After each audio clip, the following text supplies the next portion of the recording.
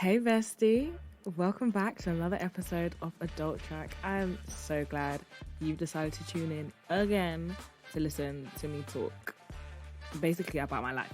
But yeah, let's get into it.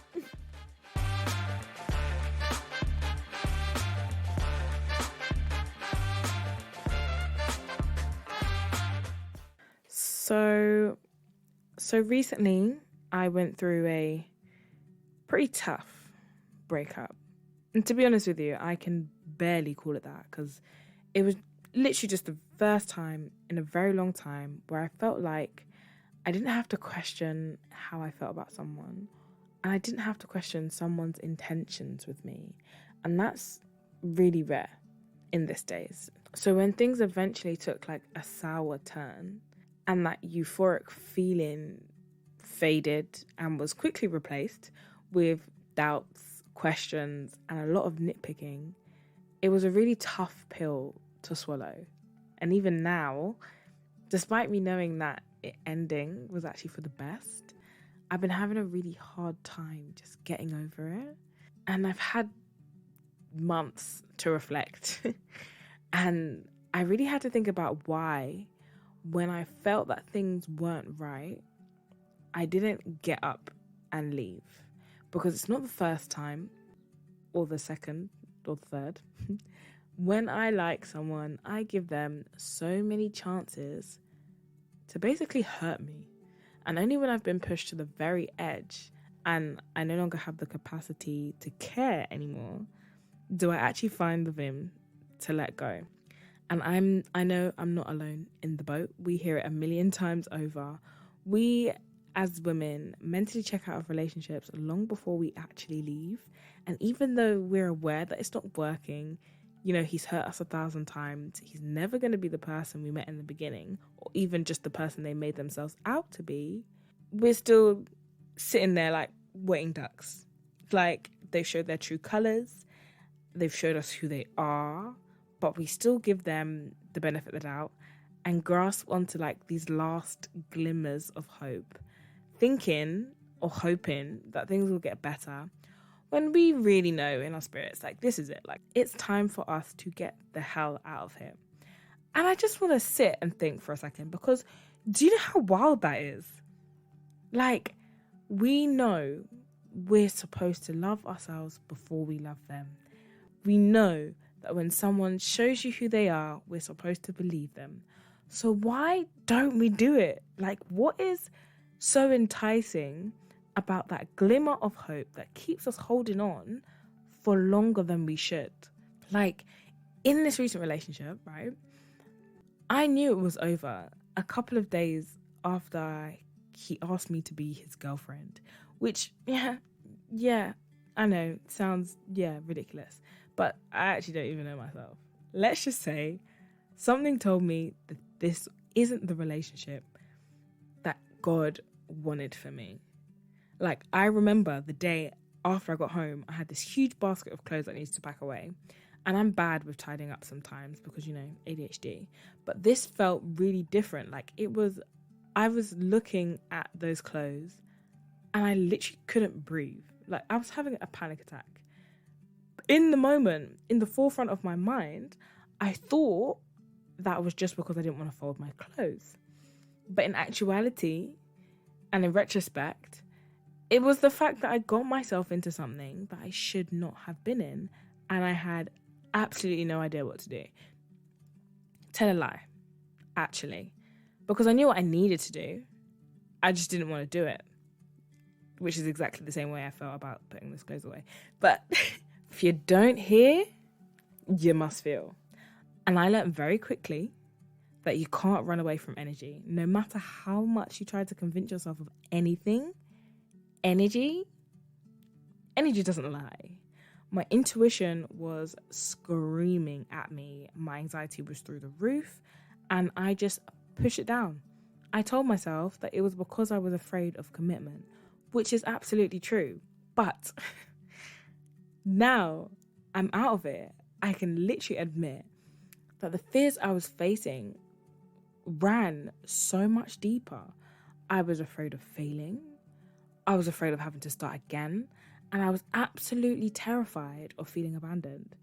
So instead of letting go, I held on to like the glimmer of hope that something might just change and it will all be okay. Like, I really wanted that relationship to work because he was an amazing person. The connection was top tier. And quite frankly, yeah, I was in love. Yeah, don't let him hear this. But underneath that, I was also very aware that I was 25. I only had one relationship, and that one was barely anything in itself. And I felt like I'd never had that true feeling of loving and just being loved in return. And that was making me feel like there was something wrong with me. And it didn't help that there was like all these people around me that were just settling down. Like, in one of my friendship groups, everyone's in a relationship and have been in a relationship for quite a while. And I'm just here like, okay, so what am I doing wrong? And me seeking answers was going to social media. Yeah, bad idea. I didn't have anywhere else to go. When you do that, you are met with a plethora of women that are instantly telling you that it's your fault. You need to be more feminine, be more tactical, do 50-50, blah, blah, blah, blah. Like, the places you're going to seek help are simply telling you that you are falling short. When in actuality, the perfect woman who loves herself inside and out, only asks for what she can already achieve, finding a man that is healed and is ready to commit is still harder than finding a needle in a haystack. But yeah, I guess there's not much content in just saying, just be yourself and the right one will come. Like, that's literally a 1-episode podcast, 5 seconds, done. But for a while, words from those kinds of YouTubers and podcasters were gospel to me. I worked on myself. I told myself that when I'm exactly who I need to be, he'll come. When I've achieved all my goals, he'll come. But then I was looking around me and it's like, these lot aren't working this hard. Like, they're not doing as much work as I'm doing just to find my person. They've got their person. So how much of this stuff that I'm reading and indulging in is true?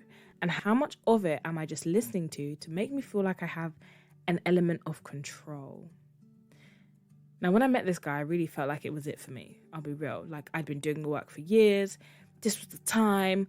I wasn't looking for anything. And everyone told me when you stop looking, that's when he'll come. So it must be now.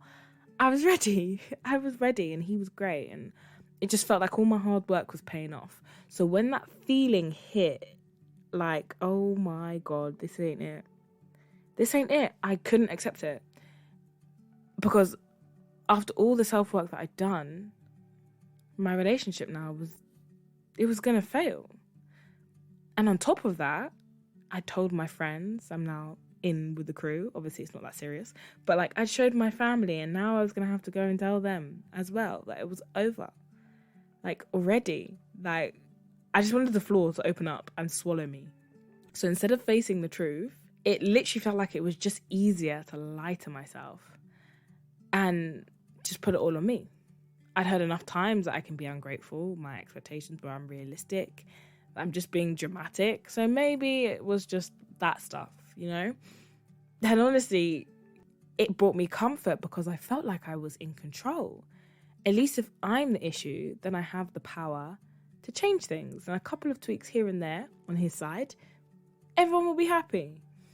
But the issue with that is that I took something that was external to me, as in him just not being the right person for me, and instead of just accepting that as that, I internalized it. All because I just didn't want it to fail.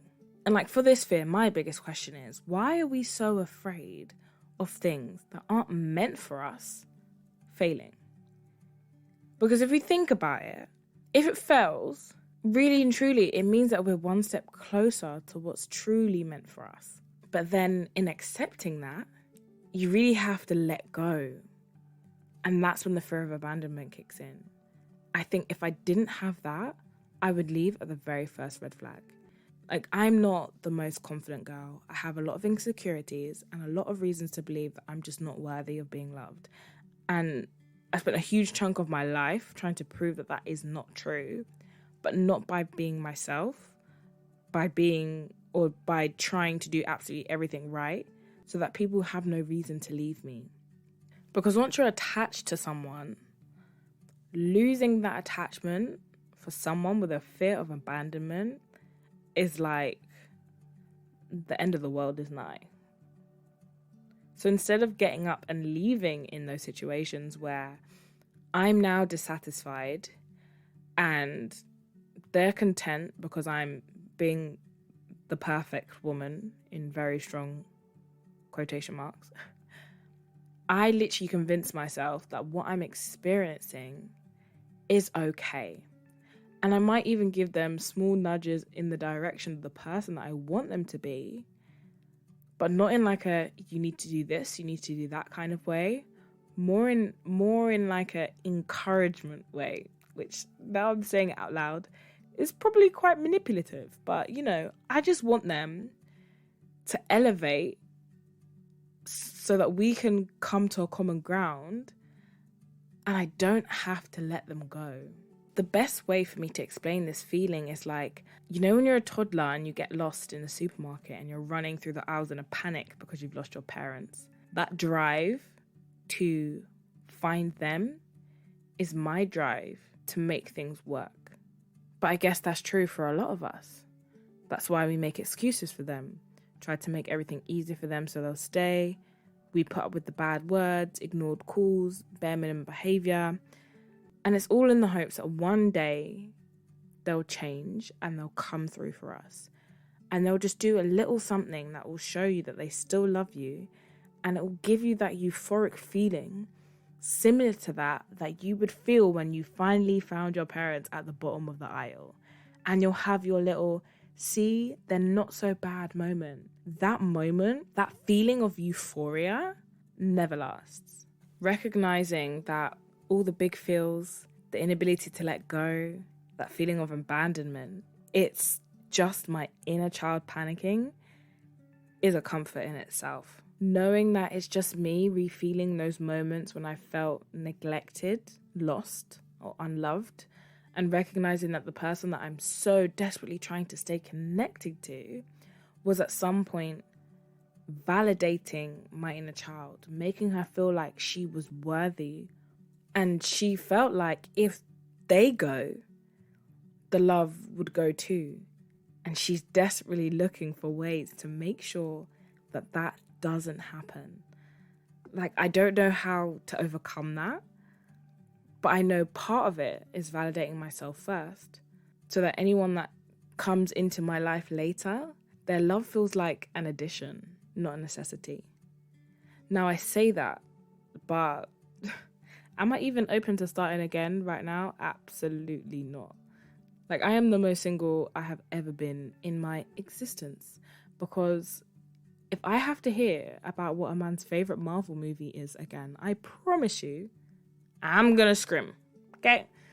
To have to let someone else in, suss them out, look for the red flags, protect my heart, potentially get ghosted, or potentially find a man and end up getting cheated on. Oh my God, there's so many things that can go wrong. Please, I'm over it. I'm over it, man. I cannot. I swear.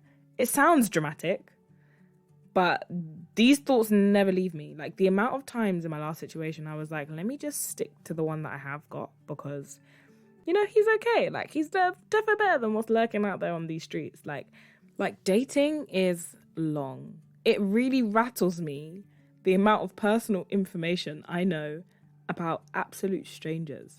Like, I know man's fears, their deepest insecurities. And for what, please? You're literally a stranger to me now. And even for myself, like, the number of pieces of my identity that lie in people's brains, all for the sake of talking stage situationship. Too many people know fractions of me, and that is information I can never get back. It's the most tiring part of it all. Not the most scary, but definitely the most tiring. And maybe I say that because it's the section that I'm constantly circling in and out of. But, like, at this point, I am over it, ma. I'm coming to the realization that there's a possibility that love, how I see it, may not be on the cards for me. And in order for me to stop obsessing over getting it, I have to accept that that's okay. And just start giving myself the love that I've been given to everyone else. Because 1, I bloody need it. And 2, as I'm alone, I'm noticing that I've been using it to avoid facing a lot of my own insecurities and fears. So, for the foreseeable future, I'm decentralizing romantic love from my life. And if it comes whilst I'm minding my business, I just hope I'll be in the right point to receive it and then to leave as soon as it no longer serves me. And I hope the same for you too, besties. Disclaimer though, if I pop up with a new man's in a couple of months' time, just mind your business, okay? I'm a work in progress. I'm not perfect. Anyway, the song of the session this week is Snow Allegra, Nothing to Me.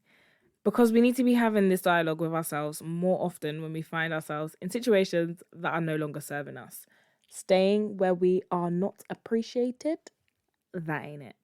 Go have a listen, take in the healing vibes, bookmark it in your mind for the next time they're acting funny. And I will catch you on the next one. Okay, bye.